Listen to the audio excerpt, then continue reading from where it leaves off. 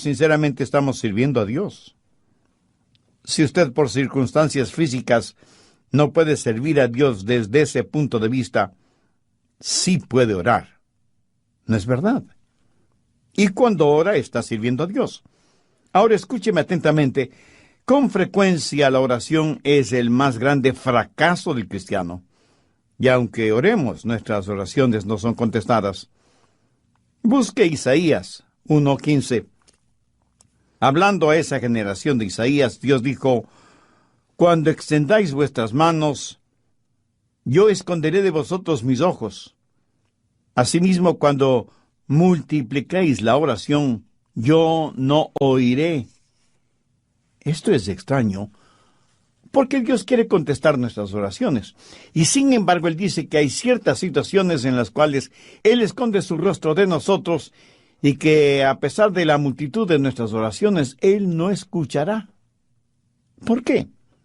Estoy convencido que una de las principales razones de por qué nuestras oraciones no tienen poder, y si no recibimos ninguna respuesta, es porque no oramos en el Espíritu Santo. El orar en el Espíritu cambiará nuestra oración. Dejará de ser una lista de resentimientos para convertirse en privilegio.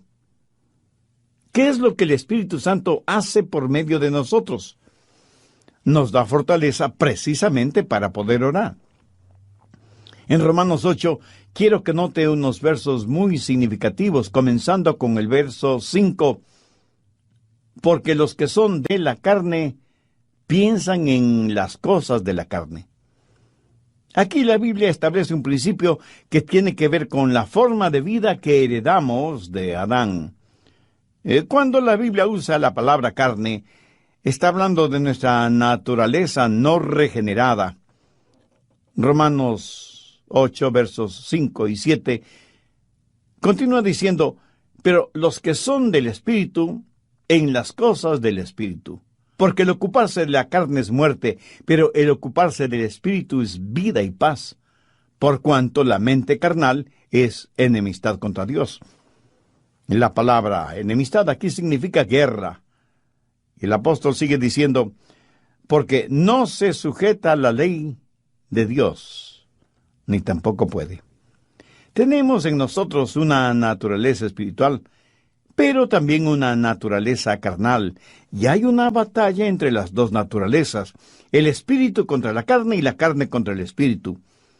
Y cuando usted ora, comienza la batalla espiritual entre esas dos naturalezas. La naturaleza carnal no quiere orar, porque lo carnal está en contra de lo espiritual, y lo carnal es enemistad contra Dios. ¿Alguna vez se ha preguntado por qué es tan difícil orar? Porque dentro de usted hay una batalla espiritual que no quiere ni reconocerla, peor enfrentarla. Su naturaleza carnal no está sujeta a la ley de Dios y tampoco puede. Y cuando usted va a orar sin tener deseos de hacerlo, sus pensamientos estarán en todo, menos en la oración. Su mente se llenará de incredulidad y no buscará la voluntad de Dios. No tendrá sentido ninguno de la presencia de Dios. Y aunque quiere orar y sabe que debe orar, su naturaleza carnal no se lo permite. ¿Por qué? Porque no está sujeta a la ley de Dios, ni tampoco puede. Esta mente y naturaleza carnales es una debilidad en nosotros. Mientras más pronto lo admitamos, será mucho mejor. Y debemos aceptar y enfrentar esta debilidad, porque la Biblia dice en Romanos 8:26, y de igual manera el Espíritu nos ayuda en esta debilidad.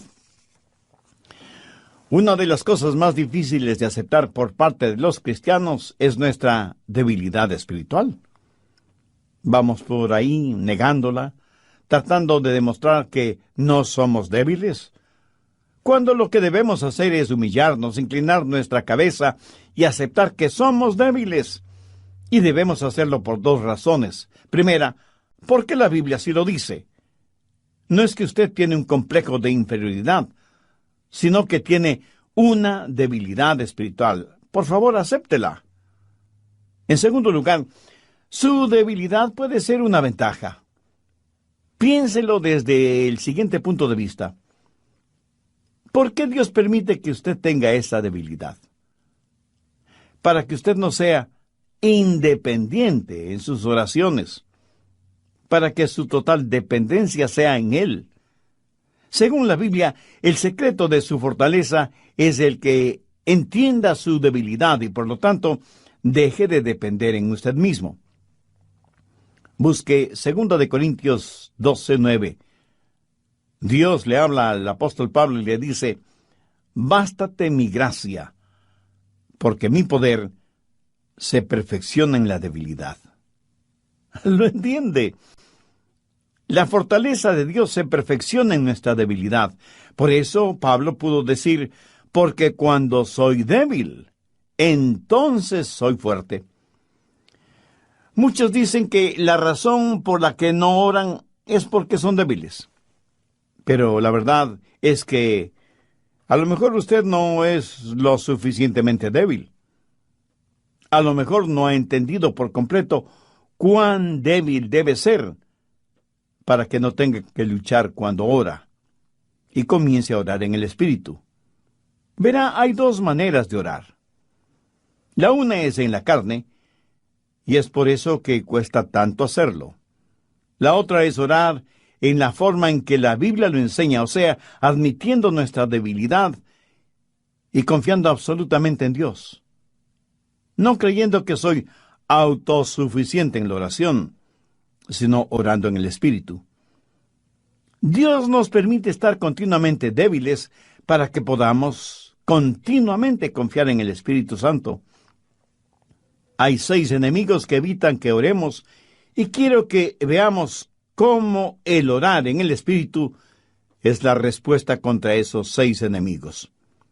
Primer enemigo, la indiferencia. O sea, cuando no tenemos ganas de orar, sentimos un letargo espiritual. Los párpados como que se nos vuelven pesadísimos. Alguien dijo que el gran problema espiritual y emocional en el mundo en general es la apatía. Pero evidentemente, eso a nadie le importa. ¿Ha notado que siempre encontramos tiempo para aquello que queremos hacer? Entonces, no es que no tenemos tiempo para orar, sino que no queremos orar. ¿Por qué? Porque nuestra carne no tiene ningún apetito espiritual. Porque lo carnal es enemigo de Dios y no está sujeto a la ley de Dios, porque no lo entiende. Hay algo en nosotros que no quiere que oremos, pero tratamos de impresionar a los demás con una falsa espiritualidad. Hay algo en nosotros que se revela cuando pensamos en orar, y eso nos sucede a todos, aún a pastores y predicadores, aunque usted no lo crea. Ese algo, ¿sabe qué es? Es nuestra vieja y pecadora naturaleza. Ahora, ¿cómo es que orar en el Espíritu le ayudará en su deseo de orar? Veamos lo que dice Pablo en Romanos 8:15.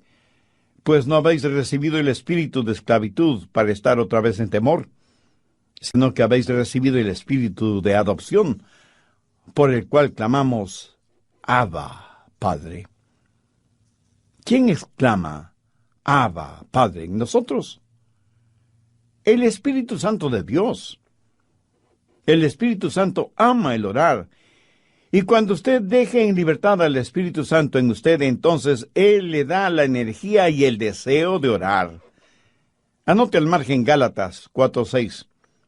Y por cuanto sois hijos, Dios envió a vuestros corazones el Espíritu de su Hijo, el cual clama: Abba, Padre. Porque yo soy un hijo de Dios. Dios puso el Espíritu de su Hijo en mi corazón, y es el Espíritu Santo el que clama: Abba, Padre. Las palabras Abba, Padre, son arameas, no griegas, que literalmente significan papá en su forma diminutiva, o sea, papacito. ¿Alguna vez ha pensado en el gran Dios que formó las galaxias y las montañas, y los océanos, y el sol, y la luna, y las estrellas, ¿ha pensado en llamarle papá o papacito? En el arameo, esta es una palabra que denota respetuosa familiaridad, no abuso de confianza. Denota reconocer el carácter divino de Dios y nuestro nivel humano. Alguien dijo muy certeramente que la demasiada familiaridad produce falta de respeto, o como dice el refrán popular, se les da la mano y se agarran del codo. Algunos no solo que se agarran del codo, sino también del brazo y de todo el cuerpo. Es el Espíritu Santo el que ora si nosotros se lo permitimos. El problema de la indiferencia en la oración nunca será resuelto hasta que usted aprenda a orar en el Espíritu. Por lo tanto, el enemigo número 1 de la oración es la indiferencia. Segundo enemigo, la ignorancia. Romanos 8:26. Y de igual manera el Espíritu nos ayuda en nuestra debilidad, pues ¿qué hemos de pedir como conviene? No lo sabemos. ¿Se ha desanimado alguna vez porque no sabe por qué orar? Bueno, yo sí. A veces cuando voy a orar, hay tantas personas y tantas cosas y tantas oportunidades por las cuales orar, que francamente no sé por qué orar y me siento desanimado, porque sé que no puedo orar por todo y por todos como yo quisiera. Pero escúcheme, para evitar que eso me desaliente, ¿terminaría no orando por nadie ni por nada?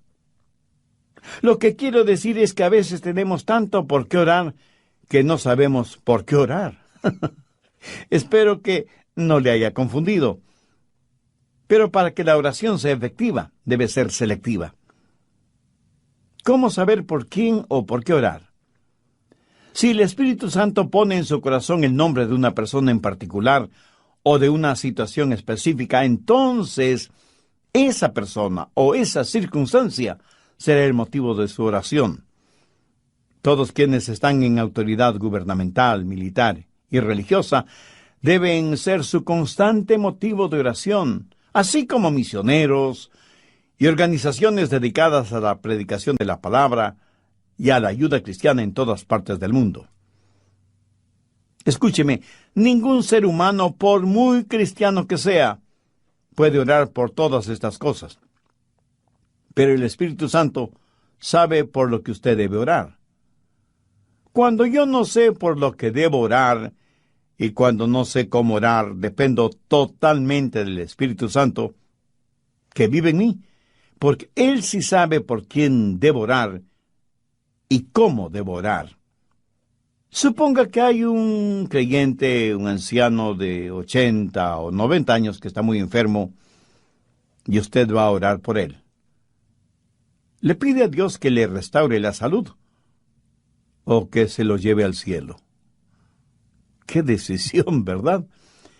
Porque mientras usted pide restauración física para ese anciano enfermo, Dios ya ha determinado llevarse a ese santo al cielo. Entonces, en el Espíritu, usted ora porque la voluntad de Dios sea manifestada y aceptada. Mire lo que dice el verso 27. Mas el que escudriña los corazones sabe cuál es la intención del Espíritu, porque conforme a la voluntad de Dios intercede por los santos. Mi amigo, ese es el secreto. Cuando oramos para hacer la voluntad de Dios, Él nos oye. El secreto al orar en la voluntad de Dios es el secreto de la oración victoriosa. Busque Isaías 11:2. Y esposará sobre él el espíritu de Jehová, espíritu de sabiduría y de inteligencia, espíritu de consejo y poder, espíritu de conocimiento y de temor de Jehová. Tercer enemigo, la impotencia. Y con esto hago referencia a nuestra debilidad, a nuestra inhabilidad física. ¿Alguna vez ha tratado de orar cuando tiene dolor de cabeza o cuando está que se cae de sueño? ¿Ha tratado de orar cuando su espíritu está dispuesto, pero la carne es débil? Pedro, Santiago y Juan se quedaron dormidos aun cuando Jesús les había dicho que velaran y oraran. Es evidente que no tuvieron fuerza ni resistencia física, ni resistencia espiritual y emocional para concentrarse en la oración. En ese sentido, fueron débiles e impotentes. ¿Cómo se siente usted en su vida de oración? Abra su Biblia en Romanos capítulo 8, verso 11. Y si el Espíritu que levantó de los muertos a Jesús mora en vosotros, el que levantó de los muertos a Cristo Jesús vivificará también vuestros cuerpos mortales por su Espíritu que mora en vosotros. Cuando Jesús estuvo sentado junto al pozo de Jacob, una mujer samaritana de cuestionable vida moral se acercó al pozo para sacar agua. Ella se había casado varias veces y con quien vivía en la actualidad no era su marido. Y Jesús le habló acerca del agua de vida. Jesús había caminado mucho y estaba cansado. Los discípulos habían ido hasta la ciudad para comprar qué comer, y cuando regresaron, encontraron a Jesús completamente recuperado, lleno de vigor y energía, y cuando los discípulos le invitaron a comer lo que habían comprado, él les dijo: «Yo tengo una comida que comer que vosotros no sabéis». El Espíritu de Dios había llenado de energía el cuerpo de Jesús y le había dado fortaleza. Algunas veces cuando su espíritu decae, cuando no se puede concentrar mentalmente, cuando se siente débil e impotente, ponga su ser en manos del Espíritu Santo. Ore en el Espíritu, no en la carne.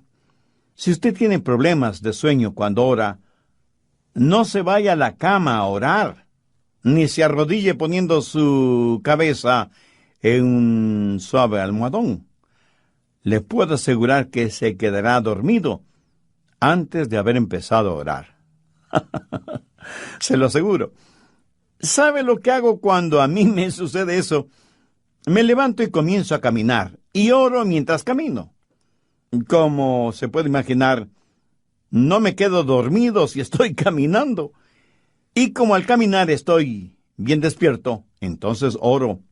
Para mí eso es algo práctico, pero por sobre todo esto está mi dependencia en el Espíritu Santo de Dios, que mora en mí y me enseña a orar. Cuarto enemigo, las interferencias o interrupciones. Hablo de interrupciones e interferencias satánicas. Escúcheme, cuando usted se arrodilla y comienza a orar, el diablo disparará toda la artillería del infierno en su contra. El diablo hará no solo lo posible, sino aún lo imposible para tratar de que usted no ore. Sidlow Baxter fue un gran hombre de Dios y alguna vez dijo algo que nunca olvidaré. Cuando un cristiano va a orar, el diablo les dice a sus demonios: «Muchachos, hagan lo que sea para que no ore. Si logramos impedir que ore, le venceremos fácilmente. Pero si no logramos impedir que ore, él nos vencerá siempre». El diablo tratará de impedir que oremos. ¿Y cómo lo va a vencer? Ninguno de nosotros es coteja para el diablo. No tenemos ni el poder, ni la fortaleza, ni la capacidad para hacerlo. La única manera de vencer al diablo es cuando oramos en el Espíritu. Veamos por un momento Efesios 6, desde el verso 11. «Vestíos de toda la armadura de Dios para que podáis estar firmes contra las acechanzas del diablo. Porque no tenemos lucha contra sangre y carne, sino contra principados, contra potestades, contra los gobernadores de las tinieblas de este siglo, contra huestes espirituales de maldad en las regiones celestes. Por tanto, tomad toda la armadura de Dios, para que podáis resistir en el día malo, y habiendo acabado todo, estad firmes. Estad pues firmes, ceñidos vuestros lomos con la verdad, y vestidos con la coraza de la justicia, y calzados los pies con el apresto del Evangelio de la paz. Sobre todo, tomad el escudo de la fe, con que podáis apagar todos los dardos de fuego del maligno, y tomad el yelmo de salvación y la espada del Espíritu, que es la palabra de Dios. O sea, hay que prepararse para la batalla. Hasta ahora usted no ha tenido ni siquiera una escaramuza. Todo lo que ha hecho es ponerse la armadura. La batalla va a comenzar. Mire lo que dice el verso 18. Orando en todo tiempo con toda oración y súplica en el Espíritu, y velando en ello con toda perseverancia y súplica por todos los santos. Dios nos habla de la armadura, pero también de la batalla.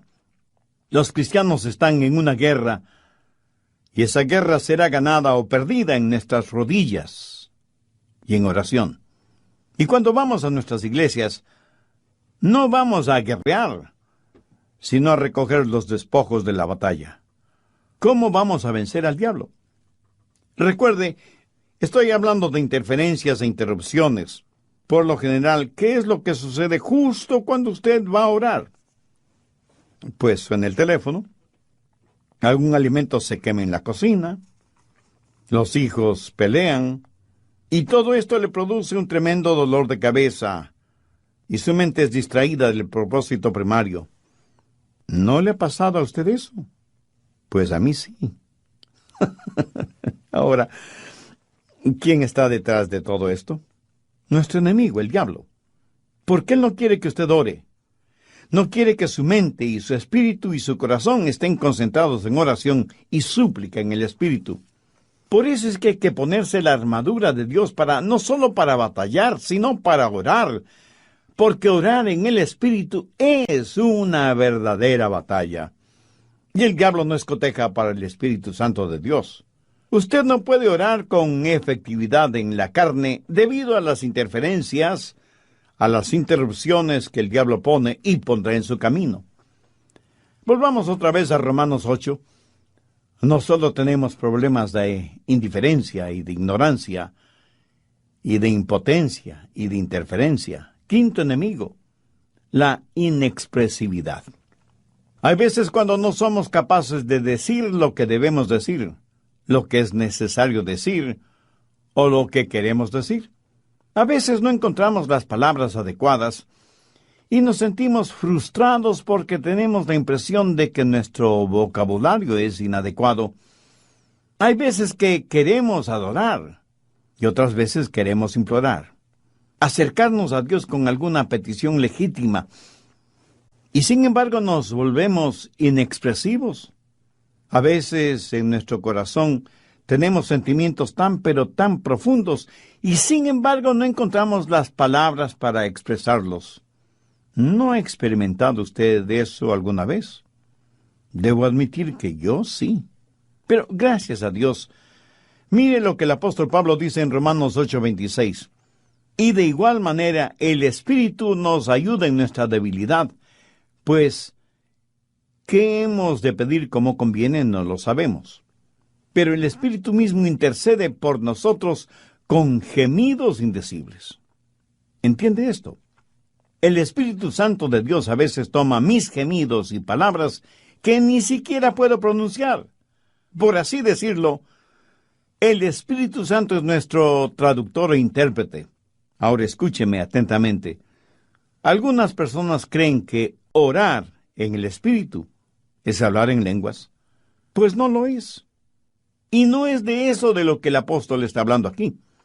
Él está hablando de algo que usted no puede expresar, de algo que tenemos que llenan por completo nuestro corazón hasta el punto de sentir que se nos rompe. A veces un padre o una madre sienten tanto amor, tanta ternura por sus hijos, que no pueden verbalizar lo que sienten en la oración. A veces una persona está de pie junto a la cama de un ser amado gravemente enfermo, o frente a la tumba de alguien muy amado, y siente como si su corazón fuera a explotar, y como no encuentra las palabras adecuadas, termina suspirando, llorando, gimiendo. Gracias a Dios por su Espíritu Santo que sabe cómo tomar nuestras lágrimas, llantos y gemidos y hacerlos aceptables, entendibles delante de Dios. Toma las cosas de las cuales no podemos hablar toma nuestra inexpresividad y Él mismo intercede por nosotros con gemidos indecibles. La Biblia dice que el Espíritu Santo de Dios intercede por los santos con gemidos indecibles. Ahora, esta palabra gemidos es muy interesante. Se refiere a los sonidos que hace un bebecito con su boca, pero también denota los fuertes gemidos de una madre cuando está dando a luz.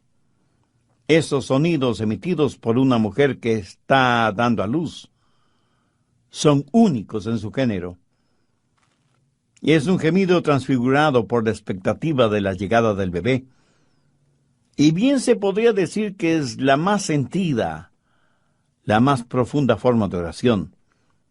Ese dolor que la madre siente al traer al mundo una nueva vida es distinto a cualquier otro dolor físico, porque está ligado al deseo materno de cumplir con el rol para el cual Dios la ha creado. Sexto enemigo, el ser inaccesible. Verá, algunas veces sentimos que nuestras oraciones no llegan hasta el trono de la gracia. De hecho, sentimos que no llegan a ninguna parte. Ahora, por medio de la sangre de nuestro Señor Jesucristo, el velo del templo se ha partido en dos, dándonos acceso no solo al lugar santo, sino y sobre todo al lugar santísimo. Pero necesitamos algo más que el derecho de entrar. Necesitamos el poder para hacerlo. La sangre nos da el derecho para venir, pero el Espíritu nos da el poder para entrar. Por favor, busque Efesios 2:18. Porque por medio de él, los unos y los otros tenemos entrada por un mismo Espíritu al Padre. O sea que por el Espíritu tenemos acceso. Es el Santo Espíritu de Dios quien nos toma de la mano y nos guía hacia el trono de la gracia. Hace algunos años fuimos invitados a Taiwán, juntamente con otros creyentes, para hablar con uno de los oficiales más altos del gobierno taiwanés. El hijo del general Kang Sheng estaba a cargo de todas las fuerzas militares de la República China. Y nos sentimos muy honrados con esa invitación. Y cuando llegamos al lugar, nos solicitaron nuestros pasaportes y nos revisaron minuciosamente, por razones de seguridad. Nos dieron el derecho de estar ahí, y cuando llegamos hasta las puertas del palacio, un oficial impresionantemente uniformado nos escoltó. Fue evidente que necesitábamos algo más que el derecho de venir. Necesitábamos a alguien que nos escoltara y nos guiara dentro del edificio. El Espíritu Santo es quien nos escolta hacia el trono de la gracia de Dios y nos permite el acceso directo. O sea que no solo tengo una invitación real, sino que tengo un guía en el palacio. El Espíritu Santo que me lleva a la misma presencia de aquel a quien amo con todas las fuerzas de mi alma, atravesando las cortinas de hierro del pecado, llevándome hasta el lugar santísimo. Todo gracias a la sangre de Jesús y a la ayuda del Santo Espíritu de Dios. Por eso Él es de suma importancia. Pero mire, no solo debemos orar en el Espíritu, sino que debemos entender también lo siguiente. El Espíritu Santo no solo tiene un ministerio en nosotros, sino que también tiene un ministerio hacia nosotros para poder desarrollar su ministerio por medio de nosotros. Por favor, quiero que note la intercesión del Espíritu Santo. Romanos 8:26. Y de igual manera el Espíritu nos ayuda en nuestra debilidad, pues ¿qué hemos de pedir como conviene? No lo sabemos. Pero el Espíritu mismo intercede por nosotros con gemidos indecibles. Y ahora quiero que ponga atención al verso 34. ¿Quién es el que condenará? Cristo es el que murió. Más aún, Él también resucitó. el que además está a la diestra de Dios, el que también intercede por nosotros. El Espíritu Santo intercede por nosotros y Cristo intercede por nosotros. Pero quiero que sepa que hay una diferencia en los lugares de esa intercesión. Cristo intercede por nosotros estando a la diestra de su Padre. El Espíritu Santo intercede por nosotros estando en nosotros. También hay una diferencia en el propósito de la intercesión. Yo soy el objeto de la intercesión de Cristo. Él intercede por mí estando a la diestra de Dios. Pero yo soy el vehículo de la intercesión del Espíritu Santo. Él está intercediendo por otros, por mi intermedio. El Espíritu Santo no solo me da ese ministerio, sino que Él mismo me ministra a mí para poder ministrar a otros a través mío, para que el mundo sea alcanzado con las buenas nuevas de salvación en Jesucristo. Dios quiere levantar iglesias que sepan cómo interceder. Oro porque se levanten pastores que supliquen, que giman por sus congregaciones, por sus iglesias, para que sean iglesias genuinamente intercesoras, creyentes que sepan orar en el Espíritu, que permitan que el Espíritu Santo les ministre y que ministre por medio de ellos, para que nuestros hogares, nuestros vecindarios, nuestras ciudades y últimamente el mundo entero pueda sentir el impacto de creyentes e iglesias que están en las manos y en la voluntad de un Dios todopoderoso. ¿Qué significa la oración para usted? ¿Un recurso espiritual de emergencia?